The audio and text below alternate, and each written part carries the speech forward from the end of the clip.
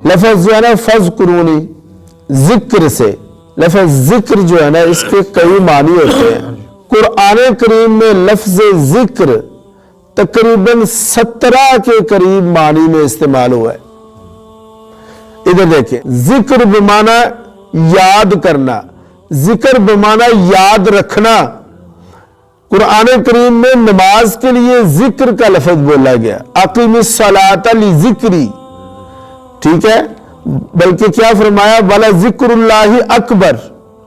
कुरान करीम के लिए भी जिक्र का लफ्ज़ बोला गया, इन्ना नहनु नज़्ज़लना ज़िक्रा, यानी कई मानी के अंदर लफ्ज़ जिक्र इस्तेमाल होता है। समझे बात?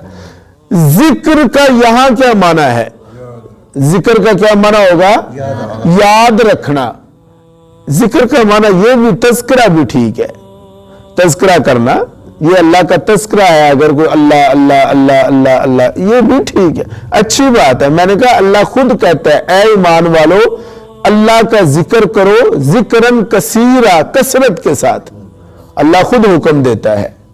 अब इस आयत का मफहूम मैंने आपके सामने अर्ज करना है और आप लोगों ने समझना है इस बात को। ये जो जिक्र के मैंने कई माना किए है ना, हाँ, ये क्यों किए? ये समझाने के लिए कि असल में अल्लाह हमें कहना क्या चाहता है। फरमाया फज़कुरूनी अज़कुरकुम, तुम मुझे याद करो मैं तुम्हें याद करूंगा, यानी तुम मुझे याद रखो, तुम मुझे याद रखो मैं तुम्हें याद रखूंगा। एक तो वो है कि याद करना, अल्लाह अल्लाह करना, और एक है कि कोई भी काम करते वक्त अल्लाह को याद रखना कि उस काम में अल्लाह का हुक्म क्या है, सरकार की सुन्नत क्या है।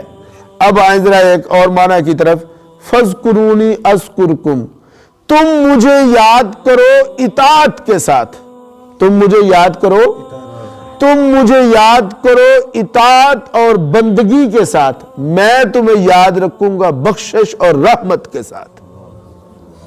फिर दोहराता हूं, तुम मुझे याद रखो इताअत और बंदगी के साथ, यानी जे तुसी मेरी इताअत और बंदगी करके मैनू याद रखोगे ना, तो फिर मैं तुहानू याद रखांगा रहमत के साथ और बख्शिश के साथ।